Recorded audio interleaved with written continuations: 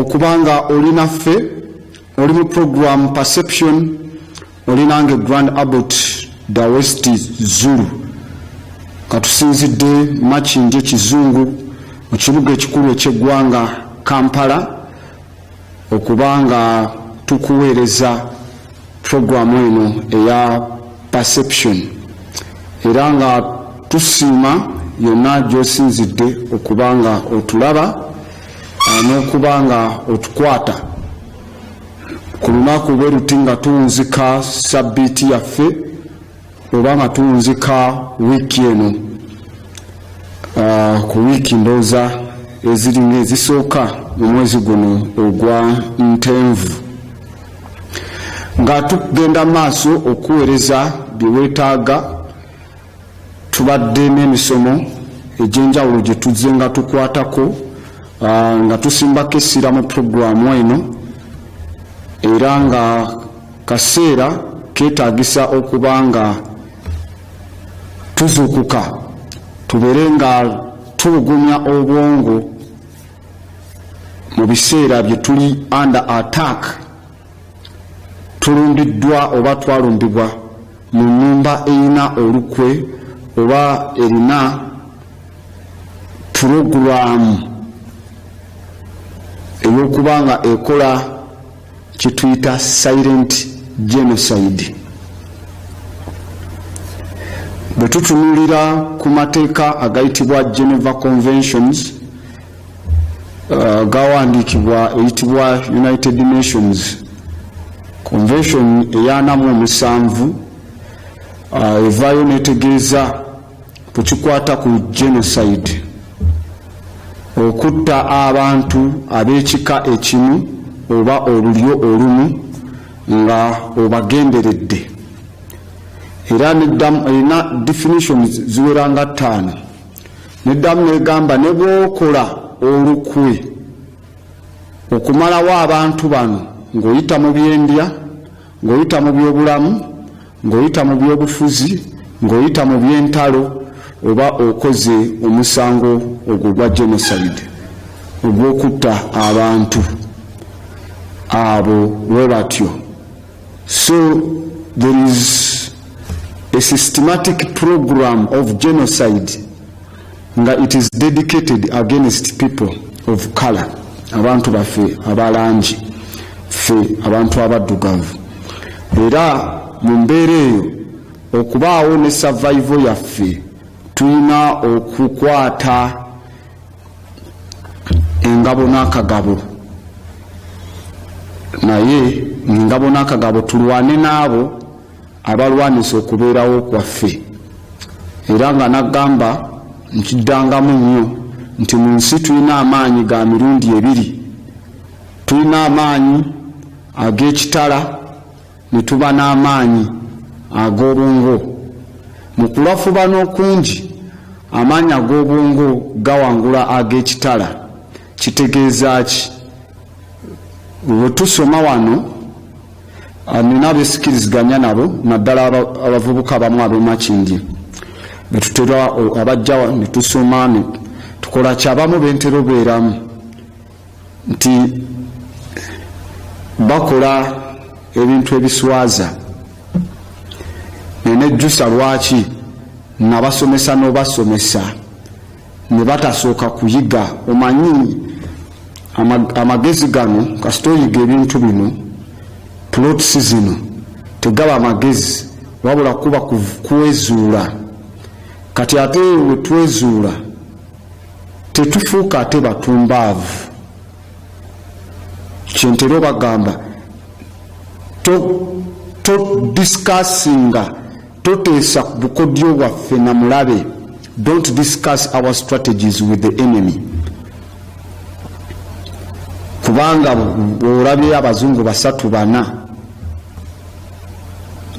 novaayo n'ogamba njagala mbatomere baffe baggweewo. That is, you are using the sword. Ate nga nkugambye mu lutalo luno we have 2 great minds. We have 2 great powers, the sword and the mind. In the long run, the mind outcompetes the sword. kati ate when I teach you ate again you use the sword nebuzani ngambo nalinako obuzibu. In fact, never miss a forest for a tree. Tolwesubya kibira kyonna lwakati kamu omuti gumu bw'oba otwala tutwale ekibira kyonna nkitegeera. But 1, 2, 3 white people, you have not gone to the northern hemisphere bonna to okuwunzika agenda yaabwe. But we should know all this all the time until we are in the era of the silent crimes against humanity.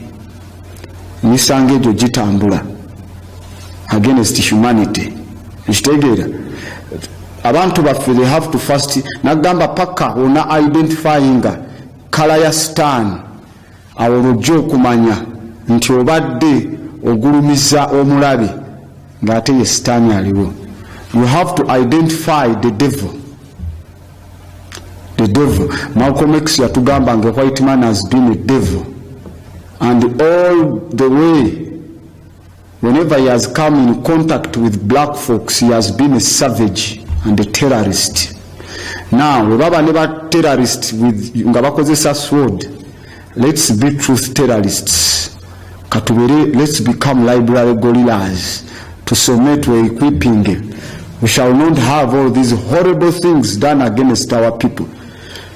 Tujja kuba tusobola okwedefiningira reality nga tusobola okwevumbula nga jjo ku nsonga ze tubadde tusomako ebintu nga we mwabirabye netutandika obyebuuzaako all these immunizations which are called these genocides okusinziira ku conventions, Geneva Convention and Convention 47 evayo nekulaga ku nsonga ngezo. All of these, can you imagine UN ngeyita mu kibiina ekiyitibwa World Food Poison, so called World Food Program, ne bavaayo ne bagenda ku bantu baffe abali mu war zone, zituyita porous areas oba volatile areas nga za tabu ewali so called the Lord's Resistance Army, bitundu ebya Northern Uganda, ewali program ya CIA eyitibwa Konyi. Nkitegeera. So, and I mean it, nkyogera, even the system knows it. There has been systematic genocide against the northern people for over 38 years now. Northern people, systematically, genocide documented. Omuntu gwe bayita revolutionary fighter, he fights nga aina aim to take over the government, to come aletewo system empya. They need to have a constitution gye baseringa out ku bantu be bali ku rutinze. Lozojjukira twali mu International Criminal Court nga babuuza Ongwen bwe bamubuuza, anyway you people katusooke tulowoozeemu ate. Ongwen akwatiddwa mu kaseera kakwatibwa atwalibwe mu International Criminal Court. Ke kaseera ke kamu owulira, ke kaseera ke kamu President wa Uganda wakolera speech ku independence Kenya mu Luswayiri n'agamba ekkooti yaabwe eyo tetugenda giddamu. Yes, eringa shishiri eyedda, it is targeting black folks. Naga tetugenda giddamu. Let the white man stay with his court, let the blacks solve their problems. Nga bamaze okwata Ongwen ate is the same man nti ate agende mu International Criminal Court. Now who is fooling who? Nagamba okimanyi Ongwen omusango musajja yavaayo n'agamba ye yakwatibwa akyali mwana muto. We yakwatibwa nga akyali mwana muto, Uganda ina amagye ge bayita Uganda People's Defence Force. It is supposed to defend Ugandans. Kati bwe batwalibwa, they were programmed tebafuna na chances oma under this program of a boogeyman called Konyi. Nonya gye bayita Konyi 2012 agenda ogyetegereze. Anyway, bano Banjerina Joli nga bajja wano ba Ben Africa on this program, ne bajja abasajja nga Bell Samja, abasajja bwe batyo abajja wano waliwo no wa Berk Corporation abantu bwe batyo webakwata omwene obadde okimanyi nti basasulwa ne ssente. They are paid under the UN. Somebody yajja n'aterrorizing omanyi mu butambi bwe baali balaga nga ffe tuwa Bonisowanda atuwa evidence nga bavaayo ne boogera nti abantu babayitanga waya nti tulina okutta waya tulina okukola ki bintu ntuwe bityo ebiri awo. Kati yagamba amagye aga Uganda tegavaayo kujja kubanunula to liberate them okuva eri omulabe. Kati byonna bye yali akola it was against his will kubanga waliwo etteeka eritibwa vicarious non-liability. Omusango guva ku yagukoze ne gugenda ku boss. Bwe tuba tusoma mu mateeka balina example gye batera okuwa ne bagamba nti omusajja yajja mu banka, bwe yajja mu banka ng'ayagala emitwalo 15 kati tera akola mu banka mu kifo ky'emitwalo 15 n'akwata miliyoni 15 n'aziwa omusajja. Kati ne bababuuza awo ani aba alina omusango, ani aba alina omusango n'olyoka olaba ono omusajja yali akimye emitwalo 15 lwaki bamuwadde miliyoni 15 n'atazaayo ziri. Abalala bagamba tera lwaki teyasoma namba ziri n'amanya oli agala mitwalo 15 bonna tebaba na musango. Eyawaayo ssente nga bagala emitwalo 15 n'awaayo miliyoni 15 ne gwe bawa miliyoni 15 nga tebaba na musango. Omusango guba ku human resource manager kubanga human resource manager ya employing omuntu mu banka ali incompetent era human resource manager yaba asasula byebyo sejjusa bye yali ayogera nga ali Bungereza ngagamba ye yali following a chain of command ngiva wa commander number 1 byonna yabikola under a command. Kati omwene now that is how he is rewarded, paid to commit this genocide mu bantu abali mu bifo ebirimu gold. Bwe tunulire enguudo za Arua nga we bazikola emmere wano esingoliibwa the most populous area wano bali omuceere, tuli akawunga, tuli amatooke eri babula nnyo neki ewava oluusi ewamu amatooke wava emmere n'endala gye tulya wano enguudo ezaayo zombi tezanguyisa motoka kuleeta bintu kubeera nga biriibwa in the market naye zaabali nkole. For example ogiyita ku nguudo olw'Ekalamoja bane bakola kali akakeeka era kyosinga osangako busa nte busa baaniseeko omuwemba n'obulo abamu naye ng'eyeewala ate wava emmere ezabombi. Kati question yourself ziri baba bazikoledde ki ekivaayo nga bwe tutunuulira ne mu nsako ya gavumenti omusolo oguvaayo tewaliyo ssente ziryawo zivaayo kusinga mu regions zino. Naye lwaki enguudo ezaabwe zo zikolebwa mangu? Because there is a program that you don't know, because we are in the era of the silent crimes against humanity. Okay, abasajja bano aba World Food Program abavayo ne bawandika Geneva Conventions eza UN ezitakkiriza. In fact mu Geneva Conventions tebakkiriza na kutokyalinga abantu, tebakkiriza neno jeke gye bakwatemu ey'eddiba eriranye ensigo ne bameka wano batagikutte mu Uganda, bameka be batagikutte engeri wano gye babakwatamu. The Geneva Conventions don't work. Kasite gwanga liba lya subscribing eri UN nga they are doing for the greatest interest of the UN gwe muntu wa bulijjo osigala bubi ne bakwata ensigo ne bagenda ne baziteekamu ebintu byonna ebyettabu. Kati lwawulidde bayisiza lino etteeka GMO bill. Asajja bano bagenda ne baleeta ensigo owulira. Let me tell you now a story. Wankugamba there has been systematic a systematic condition nga weeri against the northern people, a systematic program of genocide.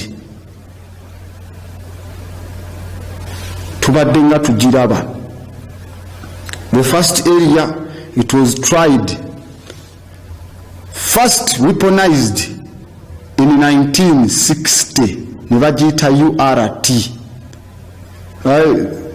disease somehow. Mugenda mu ekitibwa onchocerciasis oba onchocerciasis was formulated, and in the 1990s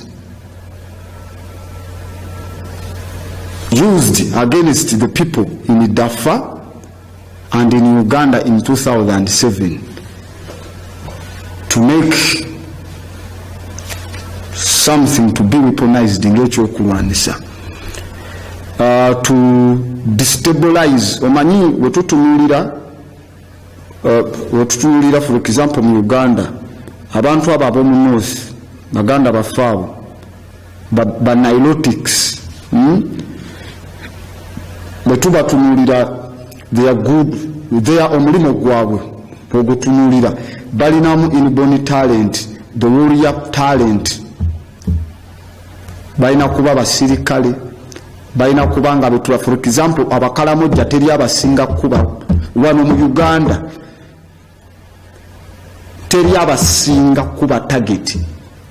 Now omuntu andibadde tulina ejje ly'abasniper nga bavoomu, but they decide to isolate them. Twalaba mu bitundu ebiyitibwa Muguru, Amuru, Oyam, district ezalira, ne tulabako mu bitundu ebya munsozi eziyitibwa Mahenge Mountains mu Republic of Tanzania, mu bitundu ebya Ulanga district eyo najje njogera waliyo base za UN ez'aba refugee. Ne tulaba mu bitundu ebya Southern Sudan, ne tulaba mu Western Equatorial State, ne Eastern Equatorial State, ne Central Equatorial State, ne zetuyita Lexi States eza Uganda, is Equatorial Guinea, we've seen in Congo, all of these areas. Ne tubiraba mu Northern Uganda mu Pada, Kitugulu, Lamu, nkugambyeko Gulu, Amuru, Oyam ne Lira. Abakulu bano bakwata ensigo ne bazireeta ne bagamba nti ba refugee, for example nga we twali tulaba mu Darfur balinga bagaba kilo 3 eza kawunga ku refugee, kilo 3 eza kawunga buli refugee. Omwezi guggwewo balyoke bamwongere kilo endala 3, kati kilo 3 agenda zirirako omwezi mulamba. Nekitegeera oluvannyuma after this is the same thing kyebakola mu Northern Uganda. After ne bakwata ne babagamba mulina okwesimbira emmere, ne babawa zino ensigo ezo ziri genetically modified ezirimu eddagala, ne babagamba ezo bwe muba musimba zigenda kumera emmere mulye paka World Food Poison oba World Food Program whatsoever you call it, paka wenaleeta emmere. Emmere eyo omanyi we bagiyita the Samaritan's Pass, wallet y'Omusamaliya ne babeera nga babaleetera. Ne tulaba mu bitundu ebya Luyi gye zasooka okugabibwa, ne tudda mu bitundu ebyekyalo ekiyitibwa Amadi, mu bitundu bya buvanjuba ebya essaza eriyitibwa Mundiri eyo. Now the Samaritan's Pass abeefuula nti be balinga abayamba, bwe bawa ensigo zino omuntu gwe bawadde kilo 3 eza kawunga ne bamugamba kati kilo zizo 5 eza kasooli ow'empeke atali oli omuse, n'endala kilo 5 zizo ez'ebijanjalo musimbe.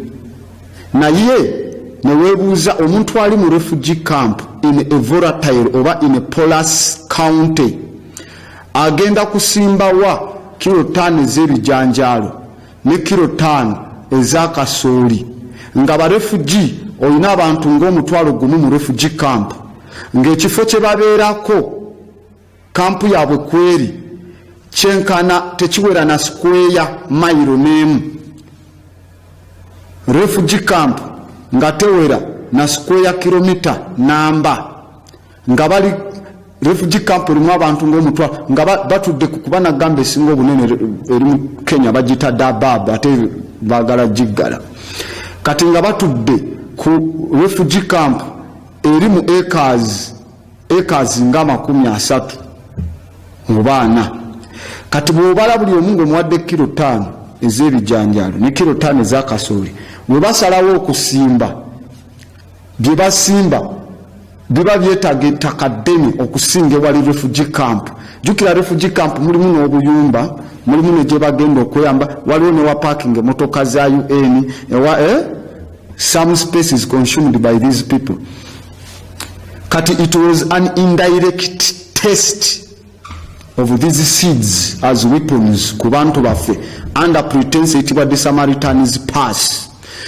Kiki ekyabaawo we baabawo ensigo zino ne bavaayo ne batandika nga kubanga omuwadde kilo 3 ez'akawunga azirira omwezi kyokka ate omuwadde kilo 5 ez'akasooli n'ez'ebijanjaalo. These people resulted ne batandika okulya ensigo zino ne bazifumba ne bazirya. Now we bamala ozifumba ne bazirya, what happens? Mu science wonna, if we are speeding up a reaction that we need a catalyst, ekintu ekisinga buli kye tukola mu science bagamba mix this kikwate ne bwoti omunyo salt gukolanga catalyst. Then after nga bagamba boil, teka ku bansini bana yocha boil. When you boil or increasing sometimes how do we call it, you add the solute and the solvent, you increase the boiling point from 100 to 150. So now there is a solution.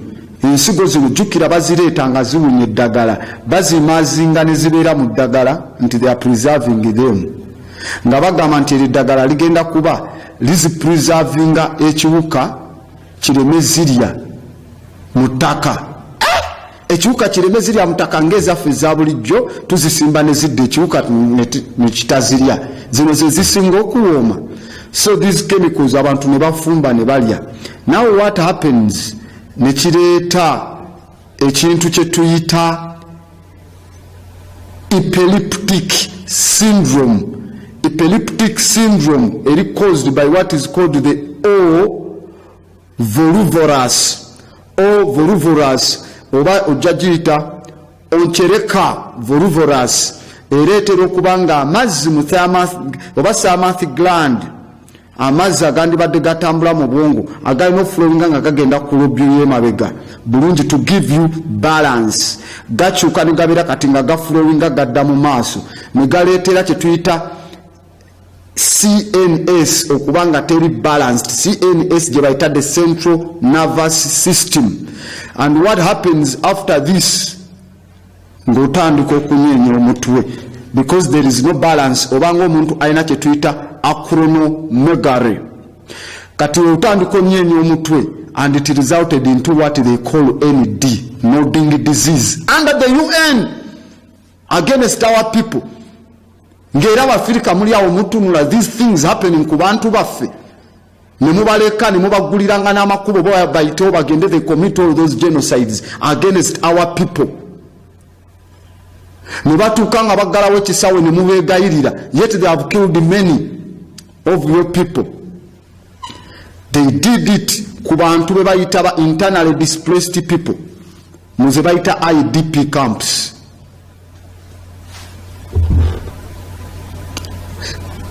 It happened ne kibaawo era ne tukireka nga kigenze bwe kityo. Where was the cure? What happened about that? Mwakolawo ki? There is nothing. But the system did what? It happened. Mu bifo ebyo byonna byenkugambye byonna mu refugee camps gye byatandikira eza UN be baawa ensigo. Eno abatalya nsigo mwamulabayo ne Buganda, mwabulaba abataweebwa nsigo, for example abali mu kampu y'e Nakivale, abali mu kampu y'e Nakivale tebaweebwa ng'ogenda Isingiro.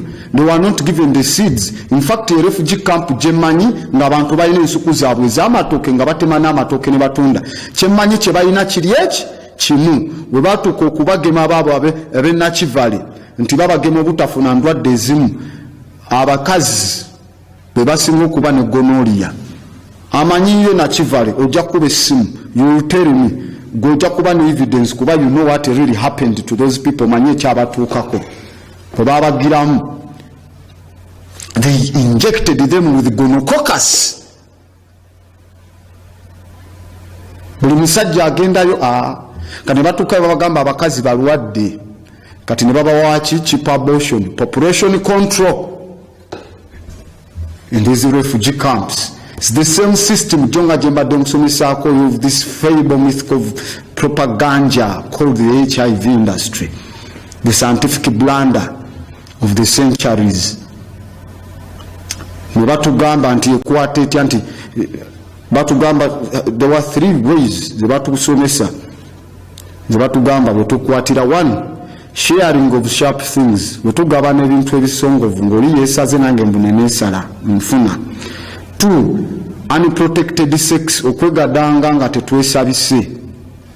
3 through blood transfusion mukuwa omusaayi. Now critical thinking skills one was in fact not even critical, basic thinking skills. Let your mind think, period. What happens there is 1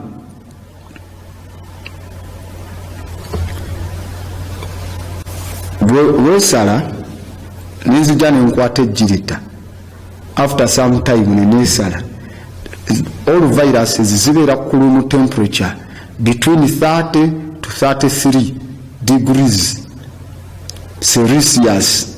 Now bwe wesala omusaayi ne gusigala ku jjirita, this is a metal, ejjirita kyuma, it is very cold. You know characteristics z'ebyuma biba cold, biba masekati ga temperature eziva mu 9 okudda wansi. That is the coldness zibiba nazo eri ziba mu negative wetugenda mu Fahrenheit ziba zeyongera wetugenda mu Fahrenheit. So ziba zikola ki zinyogoga ebyuma. That is one of the conditions. Buli yena alinawo ekyuma kikwata okyeteekeko oba ejjirita simply bwensaza ejjirita oba pini bye bayita sharp things nga conditions zaabyo ziba cold nga mu mateeka ga virus zonna tezisobola kusurvivinga nga ziri outside gye tuyita room temperature 30 to 33 degrees ngeri ku ekyuma nga kijjogoga degrees 8 it can't survive. If I cut myself, there is nothing that will happen because the virus is already dead. In fact, tesobola na kusurvivinga dakiika ziwera na 2 outside room temperature. Ukitegeera a virus that has never been seen anyway in the first place. 2 buli wesala bwoti platelets zivaayo ne zifulumya ekintu kyonna ekiteetaagwa mu mubiri. It means if I didn't have that virus and it comes here, platelets zange the lymphocytes zigenda kuvaayo zisindicate that thing. That blood does not join in my blood system kuba tegugenze mu vein. Guze jukira omusaayi guyingira mu mubiri gwo nga guyise mu misuwa kati wano ku ddiba teguyingira. What happens is excretion by the skin kubanga eddiba likola excretion kati lirina eri Malpighian layer munubaze bayita sebaceous glands zikolagana ewamu ne ziyitibwa B lymphocytes oba platelets ne zijja ne zisindika ekintu kyonna ekitabadde mu mubiri gwo obukyafu outside ne ziteekawo kye tuyita enkovu cyst ne zilookinga obukyafu ne budda erweru. How does it go inside? How does it beat the system of the body? Secondly oba thirdly bw'oba olina blood group A nga nze nina blood group B omusaayi gwo tegumixinga n'ogwange mukitegedde. Bw'oba bwesaze ng'olina B nga nina A, there is no way your blood is going to join my blood stream because tetuli ba blood group yemu. Ukitegeera tetuli ba blood group yemu. I'm not a universal recipient katugambe nti nina AB nti buli musaayi gwonna oguyingira gujja. Bw'oba oli wa O nga yesaze wa AB ye recipient guli donor kati wa AB nakuwa gugugo tegwinya kubanga oba oyagala O waloba O minus oba O plus strictly they change it doesn't mix. No n'omulundi n'ogumu. Now we discard that definition of sharp things and through blood whatsoever. If you tell us through blood transfusion, it means you didn't check the blood. Obama checking and there was nothing in it, then you gave me what you wanted to do. That is direct genocide against me. So, as we proceed, the African disability statistics clearly show that the sordid system abandons the majority of its sickened applicants in their time of great need. Tuyina obulema, disability statistics, mental disability, analytical disability.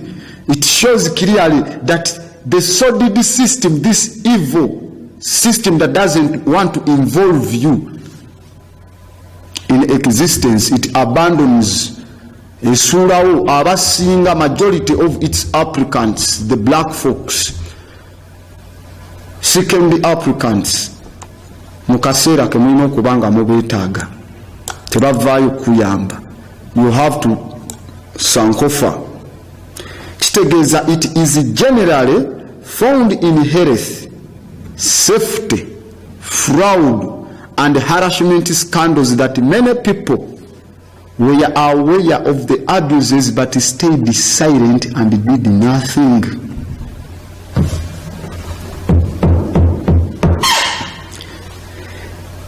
Mubonna mu lwokaano kisangiddwa mu bulamu, mu byokwerinda, mu bufere, mu kunyigirizibwa okubaddewo ng'obugwe bwonna obusambatuko ku bantu baffe, nti abantu abasinga abamu baabimanya nti banyigirizibwa mu bintu bino, wabula ne basigala nga basirise tebalina kye baakola ku nsonga eyo. Kya buswavu nnyo if we let such systems happen to us.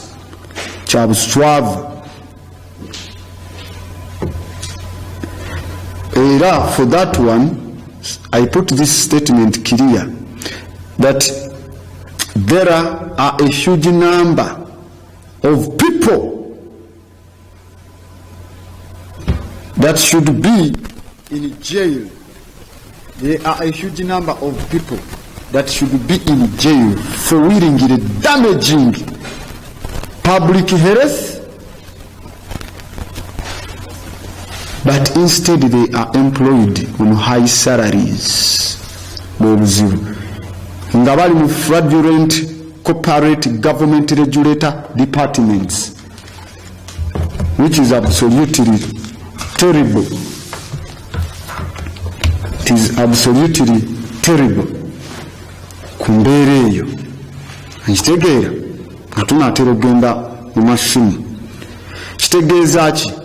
Nti some people, the meaning of our lives is to justify where our bosses spent their budget, or ku justifying abasinga ekitegeeza ky'obulamu bwabwe kutuukiriza justification oba ababoosi baabwe baspendinga budget zaabwe, kubanga facts are threatening to those invested in fraud, and fraud is the daughter of greed. Points well stated by the Grand Abbot. I don't apologize for any statement Jenjogera. Nkugambye facts are threatening to those invested in fraud. Amazima gano gatiisa abo abateeka ssente mu kulimba n'okufera abantu, kubanga obufere buno fraud muwala wa mulugube. Fraud is a daughter of greed. Kubanga when the how do we call it, the plutocracy is disguised as a democracy, the system is beyond corrupt. Now katusoke twogere ku kintu kino ebya GMO foods n'ebirala. Now let me tell you a story. Tusoke tujekenenye olabe kye bayita n'abagambye tulina okulya organic food gye twesimbidde ffe ne tulaba ng'eva mu ttaka, si gye bala lebolinzeeko, eyaffe gye twesimbidde. Kankugambeyo story eno. Emyaka mitini emabega omukyala yavaayo n'agezaako okusuuwinga kampuni ey'omuzigo, nga kampuni eno ey'omuzigo yali eprintinze ku mukebe gwayo ekigambo light ku packaging ya product yabwe batekako ekigambo light LITE okitegeera LITE omukyalo ono n'akiraininga nti yafuna obuzito bungi nnyo oluvannyuma lw'okulya omuzigo guno even though ku muzigo kwaliko ekigambo light nti togenda kweyongera si muzito togenda kweyongera buzito togenda kola naye yewe yagulya yeyongera obuzito n'afuna kye tuyita obesity mu kooti lawyer eyali representinga company ey'omuzigo kyeyakola yavayo n'asitula ka container k'omuzigo mu bbanga n'agamba judge omulamuzi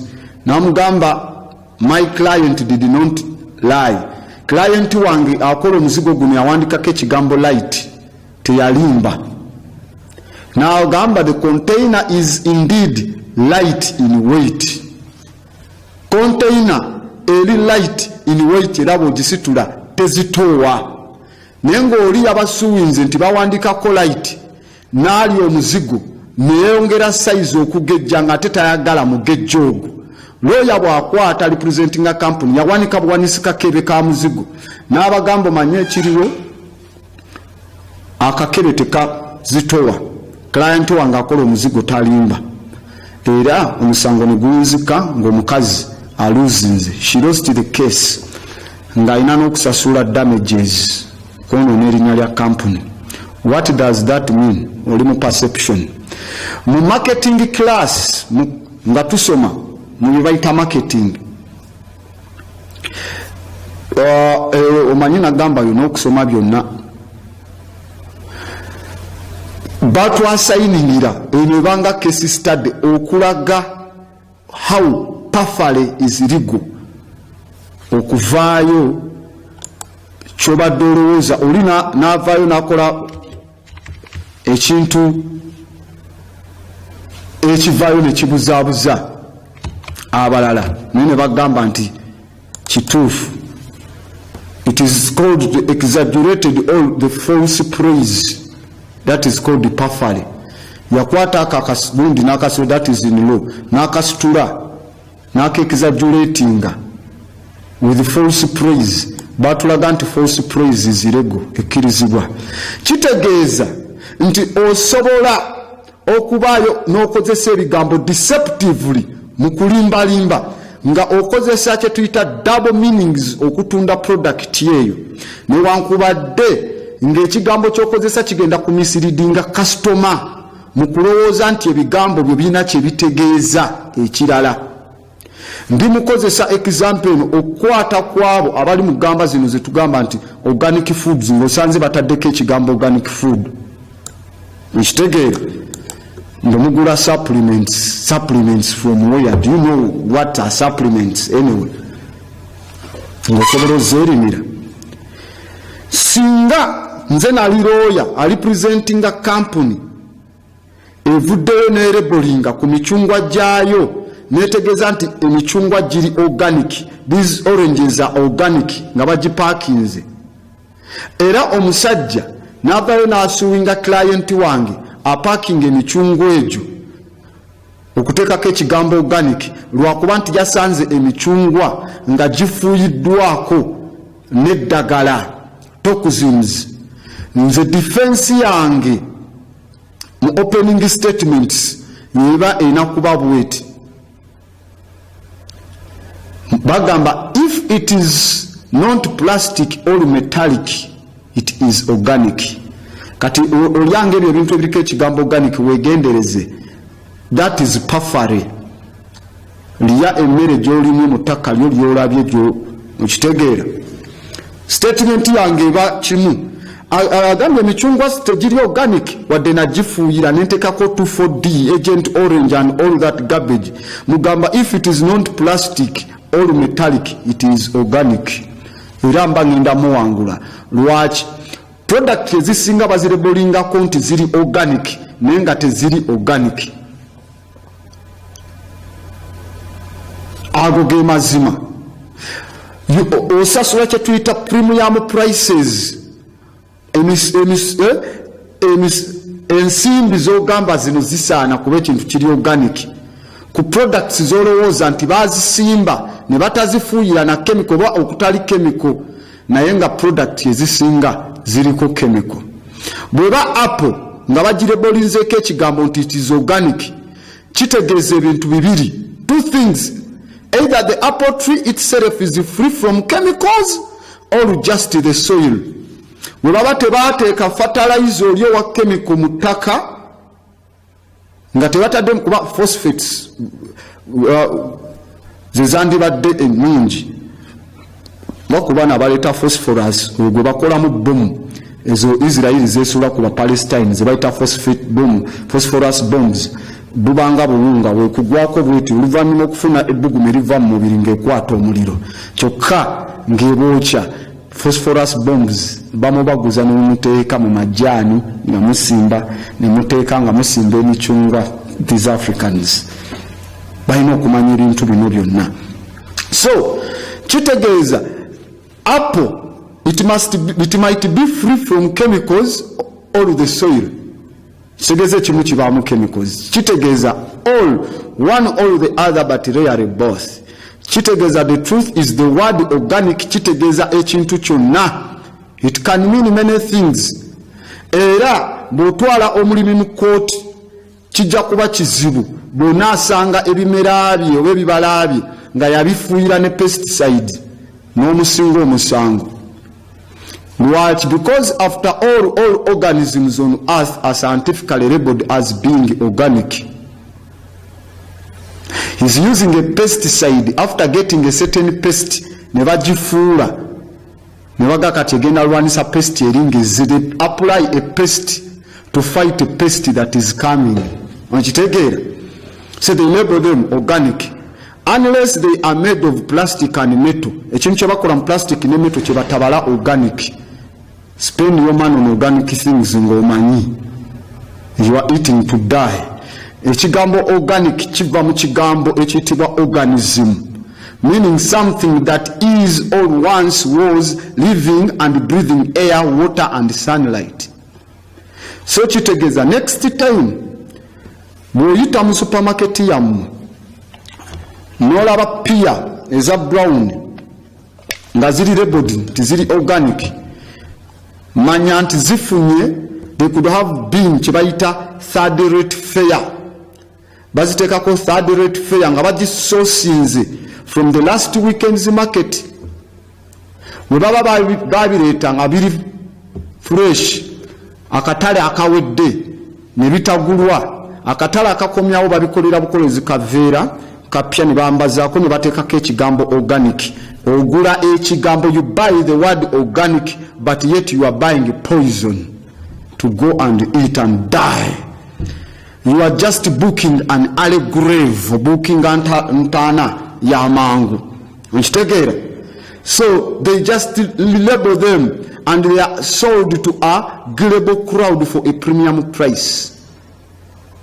Mukwano gwange alowooza ensonga eno era agamba organic foods mbuzina kulookinga a bit nga ziringa ezikubiddwa byewese biri deformed kubanga bakozesa chemical nizibireetera okubanga bifaanana oba perfect oba flawless bintu nga biri awo tibyezinze bikoze eki naye agazina kuba organic olaba biri straight kirabika biba okay. It is not true. Zibayita chemical free foods zibeera perfect. Yagamba nti ebinyirira ennyo bye biba nga biriko eddagala naye emmere ziri chemical free zirukinga perfect kasita obirima nga gwabyerimidde ku nnimiro yo. Langira kiriko abagamba mukole olusuku maama kwana atuyonseza atulere atutuuze tudoyo sankofa. If you go to the jungle or forest, these forests or jungles are untouched by man, you will see fruits or vegetables nga bilabika bulungi mwenzo gamba bino byakulira mu ggulu kubanga webiba biba mu ggulu. So you have to be cautious next time kasita ogula ekintu nga kiri labeled nga kuliko ekigambo organic. You are buying the word organic, not the fruit being organic at all. unless you personally know the farmer oba company ebitunda nga yo eya product. Don't trust what you read on those products. You, me, everything on land and sea biba organic. So don't trust what you buy okujjako nga gwe birimi. Kinabagamba oba ogula amazzi g'okunywa, so-called mineral water, nagamba amazzi it has to be oxygen, hydrogen and oxygen molecules bbiri. Ekiteesamu magnesium kubanga bateekamu fluoride. Kasita osoma ku cupa y'amazzi nga fluoride asukka 0.02. Don't take that is poison. Naye mukyanywa. Studio line is open. Let's get the studio line is 0753 1932 60. Ye namba ya studio mu dakika zino 10 ezisigaddeyo 0753 19 32 20. Kujja okusobola okuyita tubeere nga twogerezeganya wano. Drop the studio line for them. Kuganya eri 0753 19 32 6. Eyo studio line gy'olabawo ku TV yo ojja sobola okuba oyogere ne Grand Abbott na West Zulu mu program Perception wano wenyini nga tuwunzika weekend yaffe. Munange kansubire oyiga oba olina kyogezaako okwekolera okutegeera mu mbeera zonna ku bintu bino nga bwe tubisoma. Ate mbagambanga nnyo you go and teach the others, mugende musomese n'abalala, kyekisinga obukulu. Ye studio line ojja kuba direct wano. Nagamba aba message temusindika muba mututeganya. TV Africa. Hello. Hello. Ani ono okubiddewa? Kalungi Maliko. Esebo. Mbadde ngamba kativiti bateeka mu fridge. Bibeera bitya nimalamu okumala ebbanga. Bibeera nabyo bifudde oba biba poisonous. Wekiba kiina obudde bwe kiina okukoma kuba biteeka mu fridge oku increasinga longevity gye bitalina ate ku livinga longa bwe kityo. Kitegeeza next time olwo ojja kubeera prone okufuna pneumonia olw'essanyu ku bintu bya fridge. Ekintu olina kijja wali mu nnimiro kireete kifumbe kirye nga bwe kirina okuba. Ashe.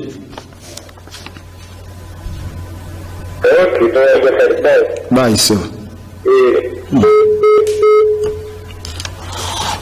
Okay, awadde abuuza ku nsonga za fridge. Muganda studio line eri open, yeyo gy'oli mu kulaba awo ojja kuba okuba naye message temusindika message wano kubanja kuba sizisoma.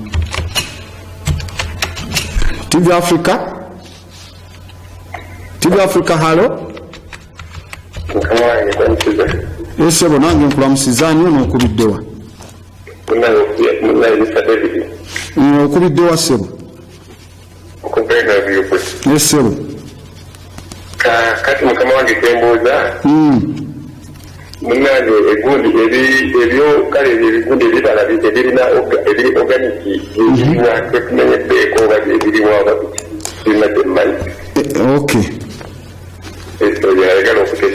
Ekiri organic ky'ekintu kye weesimbidde mu ttaka nga tekiriiko spray, tekiriiko biki fertilizer na birala, nga gwo kyesimbidde ng'ebijanjaalo n'ovaayo n'obirya direct. Naye kasita osa abataddeko ekigambo organic, don't dare. TV Africa. Yalo ani ono okubiddewa? Ani sebo okubiddewa? Sebo okubiddewa tulina eddakiika nti esebo erinnya lyo gwani? Ki?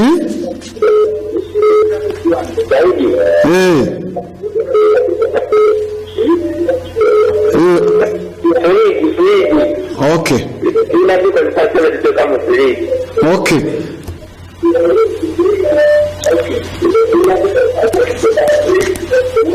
TV Africa, hello.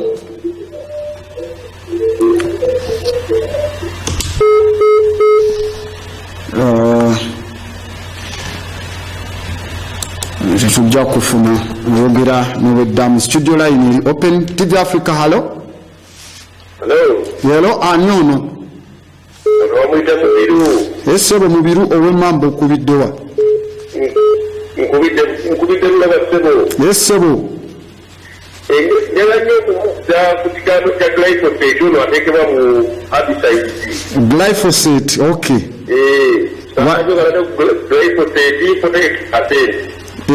Obulabe bwa glyphosate eri obulamu buli butya ne pesticide tukozesa okutta ensi kuba tuzikuba mu ziduumu zaani obulabe bwazo bulikika eryokufuyite.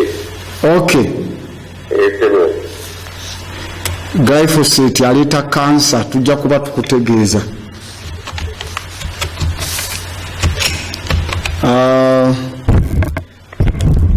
Hello. TV Africa, hello. Ani ono? Kale sebo gye baleka ani ono okubiddewa? Livingstone sebo. Kati mbadde mbuuza ogambye nti amazzi gawange gali fluoride asuka 0.02 tonywa obwo butwa. Nga twafatta. Kati you need to detoxificate yourself. Kale kyemuyanziza. Sebo.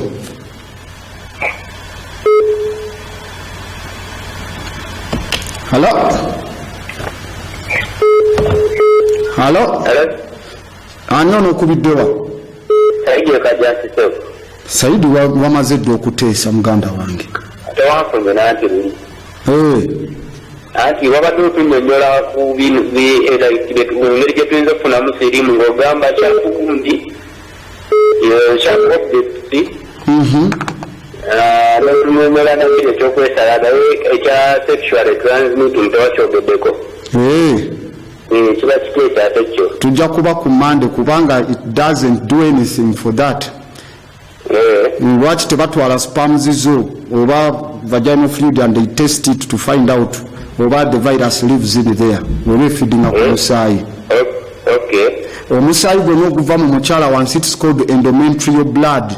Teguba na blood group, it on gulina just serum langi ya musaayi. It is not blood at all, it's called endometrial blood. Oguva ku bursting of the endometrium munda. Yes sir. Okay, TV Africa nga tuwunzika nziremu ku bibuzo bya mwani ono. Esebo Saalungu.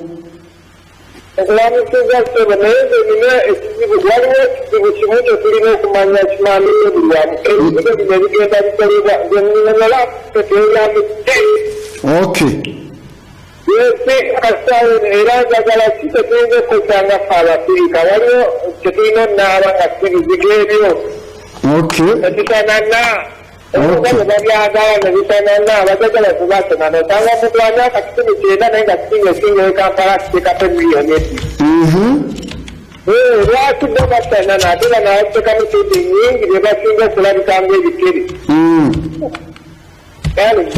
Esebo webale kubanga kuli obuuza.